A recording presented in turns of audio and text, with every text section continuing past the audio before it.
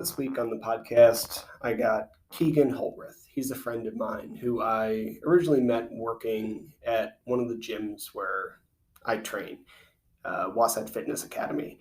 He came in looking to get better for ski season, and it was very clear, like right out the gate, that his work ethic was ridiculous. And came to learn later that he was an ultra runner and he was really struggling with his nutrition. So he and I spent some time working on that, got to know each other a little bit. And he recently finished his first 100K at the Beaverhead Endurance Runs, which is a really difficult one to do, especially as your first 100K. So we sat down recently to chat about that race and nutrition and training and all sorts of stuff. So I hope you get something out of this interview and get to know Keegan. He is definitely going to be big on the scene here if he wants to be. He's only 26 and he has a long career in this sport if he wants to. Hope you enjoy the interview.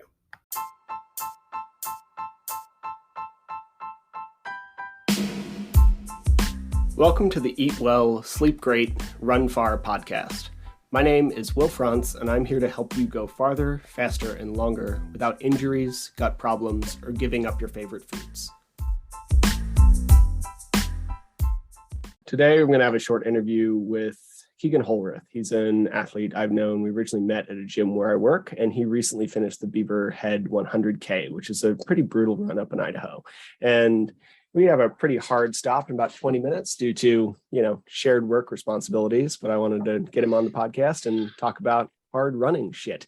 So Keegan, how did you get into this crazy sport? Like it's admittedly absurd to run this far. Like and I ask this of everybody, how did you get started in this? Yeah, that's a great question, Will. So I think I found the whole ultra running community to be very empowering, but it kind of started actually when COVID hit. At that point, I decided to do there's a polar explorer by the name of Colin O'Brady, and this individual decided to do this thing called the Calendar Club. And it was the idea of on April 1st, you're going to run 1 mile. On April 2nd, you're going to run 2 miles. April 3rd, you're going to run 3. And you stay that consistency kind of all the way through the month. So I had actually finished the month of April in 2020 when COVID hit with 434 miles, 63,000 feet of elevation gain over the course of those days. And I think that was kind of my propellant, or I guess the push that moved the ball. And from that point I didn't know that. No, and I mean, it's not like I go around, talking about that all the time. It was just kind of one of those things that when COVID hit, I needed something new to do. But I think I'd already developed the mindset needed, but it was just, something to do. It was COVID. So it was called the Calendar Club. Yeah. I started a powerlifting program and put on a ton of muscle mass in my upper body. Like you had to do something or else you lost your mind. So that's awesome, man. Yeah, that's really cool. For sure. Yeah, but it did sacrifice a lot in my work and in my relationships. And there were so many other things that just plummeted. Yeah, so, I mean, that's fair. I feel like ultra running is inherently not like a balanced lifestyle. Like I don't know, and that's okay. You have seasons to your life, so it doesn't make it's not surprising to me that kind of some other stuff fell off. But have you found that there's more have you found more ability to kind of balance the running and the not running throughout your life these days? Yeah, it does seem like it's more of a push and pull though, just because I think at Wasatch Fitness Academy there's always this underlying idea that people like to be in the mountains. And I found that in the community, really everybody had an interest of something, but it always involved the mountains. But in the running world, it's such a complete opposite from the climbing community. It's like a push and it's a pull. It's like there's correlations, but there's not. And it is a balancing act. But I would say, overall, it's gotten better. I wish I had a more direct answer. I feel like I just skirted around that question. But for the most part, I think it just took time to develop the proper time management on how to manage the training and then how to actually kind of do good in my job to continue, progressing and things like that too. So I wish I had more insight, but I think it just kind of came down to my concept of time and how I value that time. I get that, man. Yeah. I think to some degree, once you have that base, it's easier to maintain and like make slow builds rather than trying to build that from the ground up, right? So like right now I'm in that base build phase and it's taking me just an insane amount of time a week. But once you're there, like the maintenance and then the push to a harder thing can take less time. That's totally right. Totally. That is actually, I feel like that is that's a really good way to look at it. Totally. Sure. So I mean, you recently did the Beaverhead 100K, and that's kind of what I wanted to talk to you mostly about here. Yeah. You and I have not talked about this, just for everybody else. So like, how did it go, dude? Like I followed your tracker all day long. Beyond that, how'd it go? Started at the starting line, 4 a.m. Started putting salt in my mouth prior to the start of the race. Was at the starting line, putting table salt in my mouth, kind of lining up the starting line. And I get to the starting line, and it's on the Idaho-Montana border, and the gunshot goes off or whatever, and everybody takes off, and we go into a single file, single track trail for 20 plus miles. It was on the CET, and first aid station, I started to consume a good amount of kind of like more carbohydrates, a lot of fruits, a lot of bananas, kind of those sort of things. Kind of continued to take some salt. I actually had a bowel movement around mile 10 and a half. That was game changing. So I was able to get off the trail for a little bit and kind sometimes of you need that. So that was, oh dude, it was game changing. It was enlightening, actually. I feel like that's the right word to use. Yeah. But for the most part, I think it was more of a focus and just knowing like, I had a different mentality going into this race just because of the elevation, the amount of gain and the amount of loss within the 100K distance. And it was more of a mentality of not looking at it from the larger perspective of the miles, but instead, how do I get to the next aid station? What do I need to do now in the present moment to grind to that next point and get to me where I want to go? And I think that was kind of my biggest focus, and that's kind of what pushed me through. And the race got to be pretty intense at one point, on the back half after mile 52, the last 10 miles or so, it turned into a scree field. And for those that are in the Wasatch here, it'd be similar to kind of the whirl style terrain. As you do the whirl, you go around and you kind of are in this high alpine environment, and you're kind of jumping from rock to rock. And that's after outside, 50 it's miles, the Wasatch Ultimate Ridge link up. It is like, it's notorious. It's like 30 miles, and I think the FKT is like 15 hours or something on it. It's just it's some absurd time. Absurd. Like, wow. Yeah. And so it was in similar terrain, as the whirl, and that actually energized me, surprisingly enough. I don't know what it is. I think it's the climber in me, or it's the split border in me that's like, I love to be up high, standing in high places. And I get up to this alpine, and my nutrition was pretty on point as well throughout this entire race. Pretty much stayed on top of it, never let it get behind me. But for the most part, the end of the race was probably my low moment, and then I kind of just pushed through it and kept going and got to the finish line. Good, man. And I mean, two directions I want to take that. Let's start with the last one. So your low moment, like what kind of spurred that? I mean, watching your timer, you were cruising for a while, and then I guess kind of saw your like splits get a little slower, and I could tell you were getting tired. What kind of pushed that low moment? What was going on there, and what helped you push through it? I think is the other thing that people would be like fully to know or want to know. Totally. So I think what caused it, number one, I had was kind of through this scree section in the back half of the race. You descend like 7,000 feet out of nowhere, or 6,000 or something along those lines. I think it's like, don't quote me on the number. I think it's 6,000 less, like 6 miles. It's absurd. Yeah, it's like unreal. An absurd amount of elevation loss, and it's like straight downhill. And I had just gotten off this scree field, and I'm kind of on my way down this trail, and it hit me really hard that I hadn't drinking enough water. I had not eaten enough food. I kind of just took a moment. I actually stopped on the trail. I took a moment, and I actually took my pack off, and I decided to actually eat something. And that made a difference. But I think what pulled me through, though, is I'm not I kind of spoke out loud of what was going on, and then I pulled myself out of it. And I kind of just spoke it into existence of what needed to happen. And that worked for me. I don't think it's going to work for everybody, because it's, something that you just develop. But like, I just kind of started talking to myself. And at that point, your brain's already Pretty much. There's not much going on at that point. So anything you say is going to make an impact because it's coming out of your mouth. So I kind of just talked myself through it and kind of just knew that, hey, I just got to get to this next aid station, and then after that, it's pushing to the finish. But my lowest moment probably didn't hit me until mile 53, and then at that point, I was pretty down, and I took a short video actually of just kind of for nostalgic purposes of what was happening in that moment. And I noticed my speech was slurred, my face just looked like I was a drunk. Actually, it was really interesting. But for the most part, spoke it out loud and got through it. Yeah. Good, man. I mean, the race is unreal. I forget what the elevation and everything is, but it looks both beautiful. Like if you have the fitness to do it, you probably should, but it also just looks really hard, like a really hard thing to do. Well, online, and I guess as a Western States qualifier, it kind of was a race that had to have a lot of gain and a lot of loss. And as it goes, the online website said it was 12,000 vert gain, and my watch for whatever reason said 10.9. So I think there's a variance there. And that's to be determined. That's always what happens with these mapping systems or whatever. So for the most part, just kind of grinded it out. Solid race, really good people, met some amazing humans.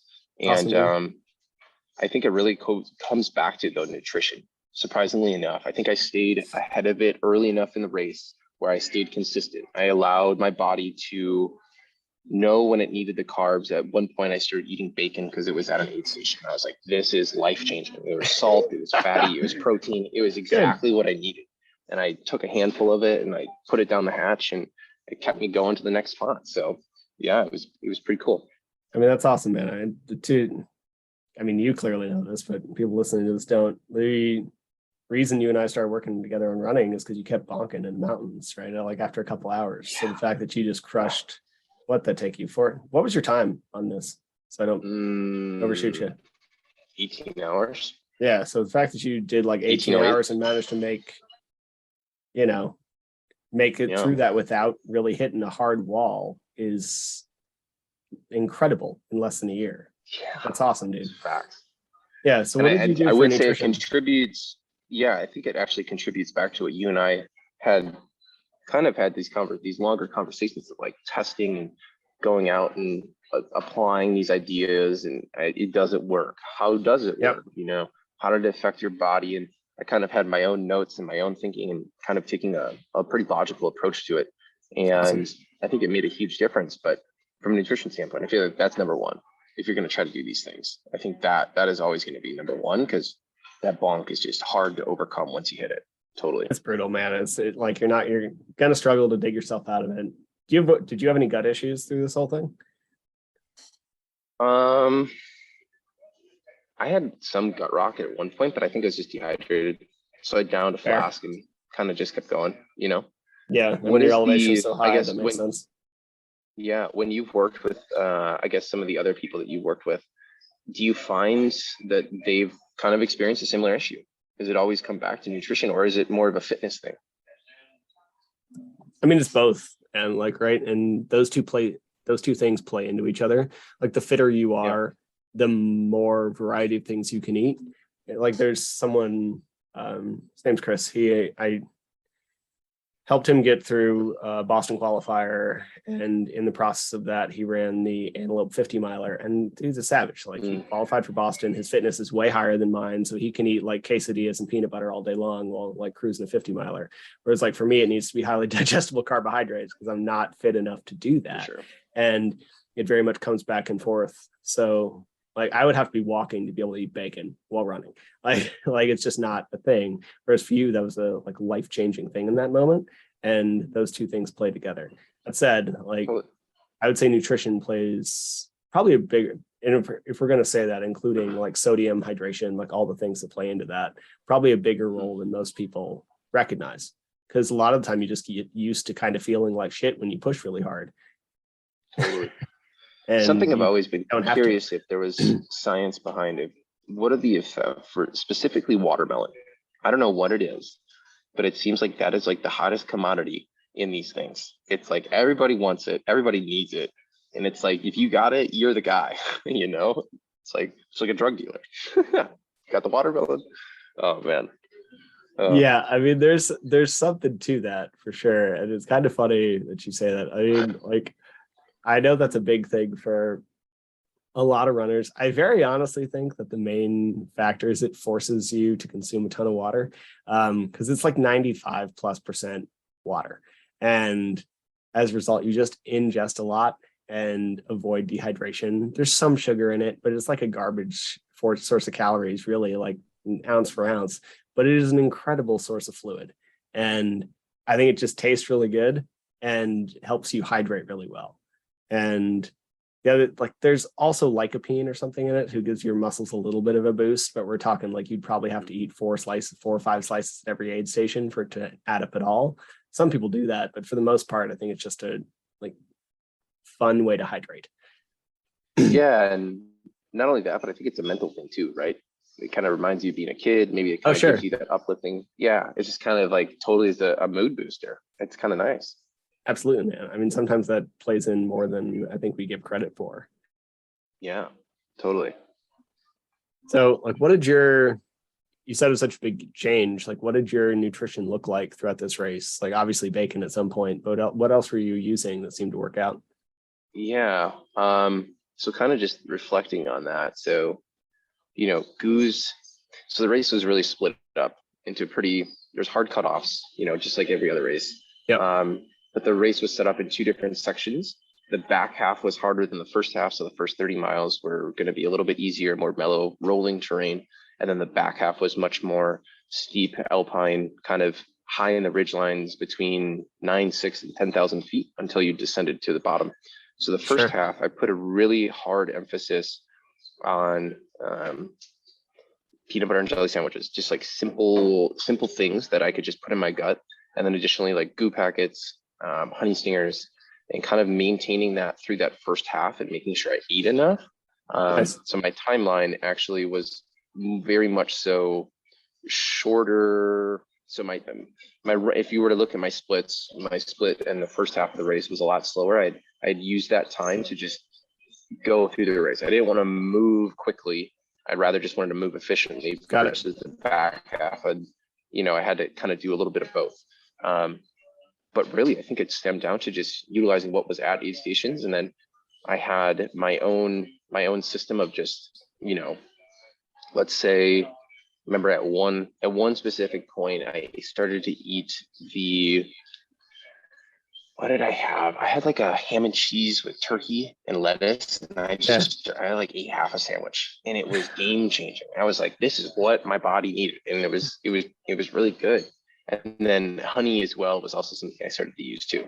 And I think the biggest change in reality was just the amount of food I needed to consume to continue. I think that was what it was. It's an insane amount. Like, I think it's unbelievable to most people. When they tell them how many calories you burn during one of these things, when we finally do like the number calculation, it's asinine. It's ridiculous. Yeah. I think for you it's like 8,000 calories or something. Like, it was absurd. I feel like I'm pretty young in the game too, because it seems like, a lot of these other people that are, towing the line are, in their 30s, they're in their 40s. And I'm still in my mid to late 20s. So I feel like there's a lot of growth that can still happen. And there's 100%. A lot of changes that I can use to continue moving my life forward. But I am so young in the game, and I started talking to a handful of people kind of during it, and they all had their own systems kind of dialed. So it's pretty interesting to kind of discuss that. But I think it's just tailwind is not always the answer. Let's put it that way. So yeah, I would say that's very accurate. It works for some people. For some people, it's not great, and that's kind of true across the board for all things. And different things might work for you at different times in your running career as well. Totally. How did I know we're running short on time. How did your recovery feel after this? Like, were you back to this pretty quick at the end, or? This is a great topic, and I'm actually going to message I have just a work meeting. I'm going to message her telling I'm going to be probably like 7-10 minutes late. And she'll be okay, but I'll still meet with her. Sounds good. Thanks. Yeah, totally. So from the recovery standpoint, I think the nutrition made a huge difference because the night of, I was actually able to sleep a full 8 hours. I'd taken one acetaminophen to kind of reduce the swelling of my legs.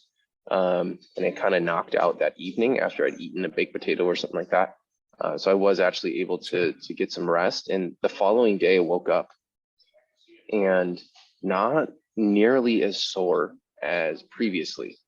And Awesome. probably within 3 days after that, the Monday after that, so the race happened on a Saturday and then it became Monday. And I looked at, my roommate and I said to Hunter, his name is Hunter. And I look at Hunter and I was like, Hunter, I'm like 85% recovered. I was like, I could easily go for a shakeout run right now. And he looked at me and he goes, you don't need to go do that right now, man. And I was like, you're not wrong. I don't. So I didn't. But it was kind of like one of these things that I think the proper taper, 2 weeks leading up to the race, the nutrition during it, and just kind of, I think the nutrition, the months leading up to the race made a huge impact on the recovery. And it was just kind of eating, core, the full fruits and vegetables, making sure my plates were colorful, making sure I got my meats, my proteins and my greens and everything like that. And just kind of eating more on the healthier side than always burritos necessarily. And I mean, they're simple, but yeah, but it made a huge difference kind of in that recovery process. And a cold water bath, a little cold water plunge is pretty impactful. Nice, man. I mean, yeah, I saw your training piece. You went for a run like Tuesday after that atrocity, and I did. That's awesome. Like, that's really cool that you're. Well, what was kind of bizarre, I said to myself, I was like, this has never happened before. And I had to really think about, why is this happening? It could just be like you had mentioned at the beginning of our conversation today, like the foundations, having that foundation, and then over time, just kind of the ramping and the tapering, and then taking the taper before you ramp it up again. So it was pretty eye-opening to see my body recover like that. Because like I said, usually that's not common. Usually it's like 7 days. And then I'm like, oh shit, now I can go do something. I want to take a week off. So it was pretty cool to see. Yeah. That's really cool. Was this your first 100K? It was. Yep. Legit. That's awesome. Yep. We'll close this out so you can get to work. Would you recommend this race to other people, I guess? Yeah, I would. I would recommend it to anybody interested in challenging themselves. I'd be happy to share any sort of, feel free to find me on LinkedIn. I don't have an Instagram.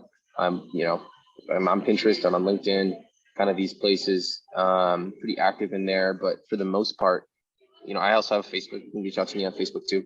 But right now, I would recommend this race to anybody who is interested in challenging themselves in their brain and their body, because it is going to be a feat if you choose to do the full distance. And it'll be a beautiful day if you choose to, because you won't be disappointed with the views. That's for sure.